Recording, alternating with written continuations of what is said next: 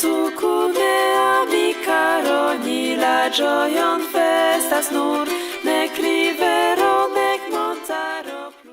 Bonjour Marcel Provost. Bonjour Vincent. Vous êtes à Paris aujourd'hui pour la parution du livre La domination de l'anglais en Europe que vous avez traduit. Tout à fait, je suis là parce que nous avons invité Robert Philipson, qui est l'auteur, et qui a accepté de venir pour 3 jours ici. Oui. Il a donc assuré une conférence de presse, une dédicace dans une librairie, et il va assurer ce soir la 3e conférence débat que nous avons réussi à mettre en place. Je suis très heureuse. D'accord, super. Quels étaient vos objectifs en traduisant ce livre ? Alors, notre objectif était d'alerter en particulier les francophones, donc principalement les Français et les Belges, sur le problème de discrimination linguistique qui s'opère au sein de l'Union européenne. Et comme Robert Philipson avait écrit ce livre dans les années 2000-2003, il nous semblait que ce qui était déjà constaté à l'époque, et bien sûr un phénomène qui s'est amplifié avec l'élargissement. Et donc, nous souhaitions utiliser ce livre dans le cadre de la campagne électorale pour les élections européennes pour attirer l'attention sur le problème de la discrimination linguistique. D'accord. Et je vous ai entendu dire que c'est un sujet tabou. Ah oui, c'est un sujet tabou parce que Robert Philipson le dit très bien. Il utilise 2 expressions. Une pour dire que les Français disent que c'est un sujet explosif, et les Allemands disent que c'est le sujet le plus émotionnel qui puisse être abordé au sein des institutions de l'Union européenne. En fait, pour ne pas générer de réactions quelquefois qui sont jusqu'à des insultes, voire à caractère nationaliste, eh bien en fait on n'aborde pas le sujet. On n'en parle jamais.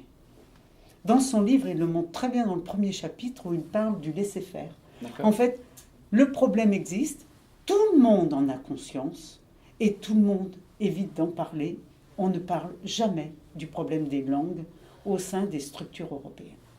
Vous dites qu'il y a un problème, mais est-ce que vous pourriez nous donner un exemple concret ? Eh bien, je vais en prendre un très simple, sur lequel est confronté beaucoup de gens. C'est le cas d'Erasmus+. Erasmus+, c'est un projet, un programme européen qui est là pour promouvoir la mobilité géographique des étudiants. Sur le site de l'Union européenne, ce programme n'est rédigé qu'en anglais et toutes les démarches à faire sont à faire en anglais. D'accord. Comment un étudiant français qui travaille dans le domaine linguistique, par exemple, les lettres classiques, est-ce qu'un étudiant français est attendu d'être suffisamment à l'aise en anglais pour remplir son dossier ? Et moi, je pense que c'est une des discriminations linguistiques. Un deuxième exemple. Est-ce que vous êtes allé sur le site de la Commission européenne, Vincent ? Non, pas récemment. Eh bien, ça vaut la peine. Vous allez sur le site Internet de la Commission européenne et vous cherchez. Alors déjà, pour chercher, il vaut mieux chercher en anglais.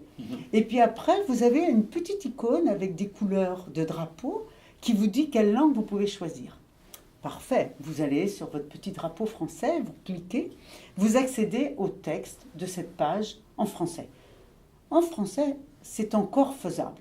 Si vous allez avec le slovène ou avec le polonais, très souvent vous retombez sur la page en anglais. Ah oui, Mais d'accord. si vous tombez sur la page en français, quel bonheur!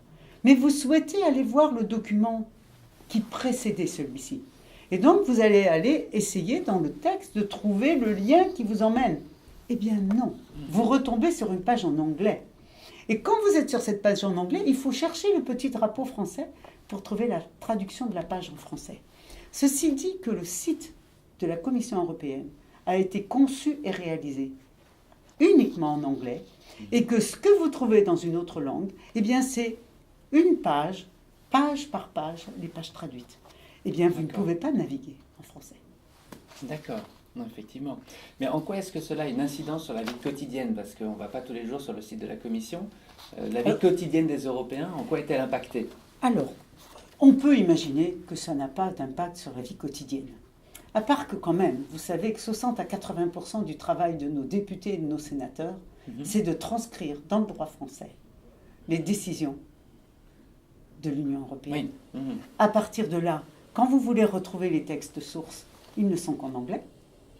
Et donc, vous n'avez finalement accès qu'à des choses qui sont les textes finaux qui sont traduits en français.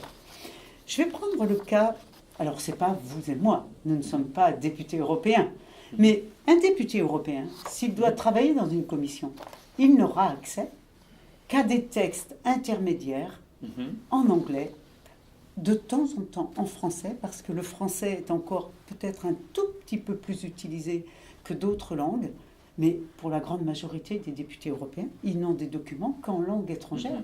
Et la discussion pendant les temps de commission ne se fait qu'en langue étrangère. À partir de là, vous n'êtes pas représenté correctement, vous qui êtes français.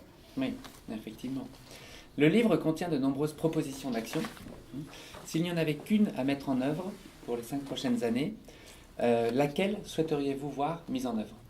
Alors, moi, en tant que Marcel Provost, je souhaiterais voir mettre en œuvre un groupe de travail qui regrouperait des gens de divers horizons, on va dire des organisations non gouvernementales, des associations, des usagers, des députés, des gens qui travaillent dans les institutions européennes et des scientifiques pour aborder cette question-là, essayer de la dédramatiser pour que les gens puissent travailler de manière concrète à partir de chiffres et qu'ils fassent des propositions qu'on soumette à débat, comme notre grand débat national d'aujourd'hui, pour que l'ensemble des Européens entendent parler de ce sujet, qu'ils sachent qu'il y a des gens qui y réfléchissent, que leur point de vue peut être entendu et que, quelque part, les décisions ne soient pas prises dans leur dos, mais que ce soit bien suite à une grande consultation européenne que des décisions soient prises. D'accord. On va avoir un vrai débat citoyen. Un vrai débat citoyen. Et vous savez qu'en tant qu'Europe Démocratie Espéranto, moi je soutiens l'utilisation de l'espéranto comme langue, on va dire, procédurale ou comme langue complémentaire dans les structures de l'Union européenne, parce que je pense que ça ferait deux choses. D'abord, ça pourrait remettre tout le monde sur un pied d'égalité. Et la deuxième chose, c'est que je pense que ça pourrait faire des réductions de coûts extrêmement importantes pour les services de traduction et d'interprétation au sein de l'Union européenne. D'accord. Mais si vous dites qu'aujourd'hui, l'anglais est largement utilisé, en quoi l'utilisation de l'espéranto à la place de l'anglais diminuerait les coûts? Alors l'espéranto a un grand avantage, c'est que c'est une langue beaucoup plus simple, beaucoup plus régulière, beaucoup plus facile à apprendre. Donc ce sera un coût faible pour l'apprendre. L'autre chose, c'est compte tenu de la compétence des gens des services de traduction et d'interprétation dans les services de l'Union européenne, ces gens-là apprendront l'espéranto en quelques semaines. Donc ce ne sera pas du tout des coûts élevés. Et je pense qu'au sein de l'Union européenne, il y a aussi, pour un coût donné, on a aussi une posture politique à tenir qui est la posture de non-discrimination. Oui. Et à partir de là, je pense que l'espéranto apporte les deux solutions. La non-discrimination et la réduction des coûts. Très bien. Merci beaucoup Marcel Provost. Merci Vincent.